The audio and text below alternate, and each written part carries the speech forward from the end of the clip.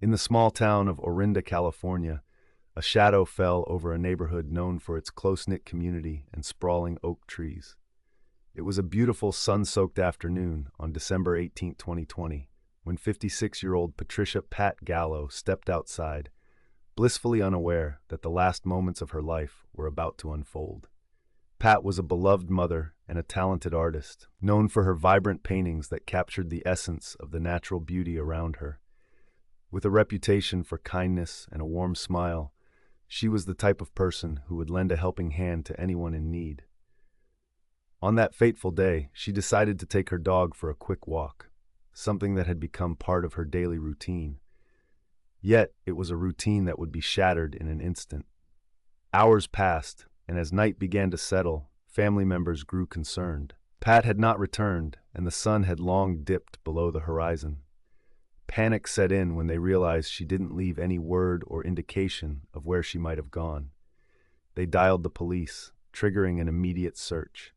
What started as a typical missing persons case soon morphed into something more sinister. Officers combed through the neighborhood, walking the streets with flashlights, speaking to residents one by one. As they explored the dense woodlands adjacent to her home, each rustle of underbrush seemed to echo with dread. Time slipped away, hours felt like days in the anxious waiting, and hope dwindled as night deepened. The search intensified the following day, September 19th. Canine units were brought in, and dozens of volunteers joined the effort. It seemed that the entire community was in a state of alarm, desperate to find their missing friend. Tragically, though, it wasn't long before the search turned into a race against time, and the news that would come later shattered the fragile peace of Orinda. On December 21st, just 3 days into the search, Pat's body was discovered in a secluded area near a pathway in a nearby park, scarcely a quarter-mile from her home. She was found face down, partially covered by leaves. It was a scene heart-wrenchingly surreal, a cruel twist of fate that shattered the town's sense of security. Pat had been a victim of foul play. Police confirmed there were signs of an altercation. This was no simple accident. The investigation took on a life of its own.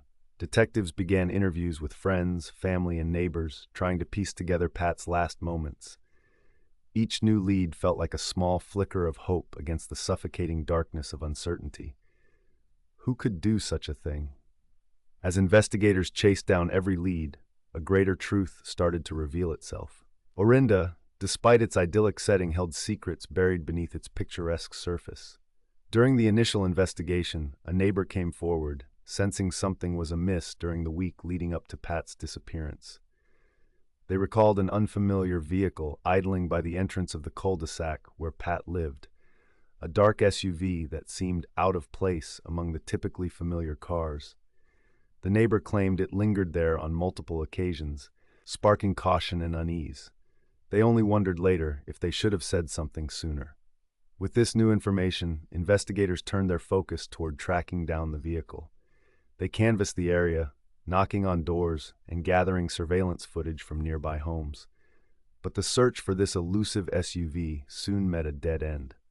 As the days turned into weeks, the investigation faced a barrage of setbacks. The community grieved Pat's loss, but beneath that sorrow simmered anger and frustration, directed at the people tasked with finding her killer. And while detectives worked tirelessly to unravel the threads of evidence, they soon learned that people can be hesitant to talk, particularly in small towns where every word can carry weight. Then came another chilling revelation. In the months following her death, local law enforcement connected with a similar case from nearly a decade before. A chilling pattern began to emerge, a string of unsolved cases surrounding women who lived alone in the vicinity. One story in particular caught their attention, involving the disappearance of a woman named Melissa, remembered fondly by residents. She left behind a void that was never filled, and suspicions about her case resurfaced as the haunting possibility of a serial predator emerged. Still, there were no solid leads. Investigators found themselves spinning deeper into a web of uncertainty. Layers of leads that once seemed promising faded into dead ends.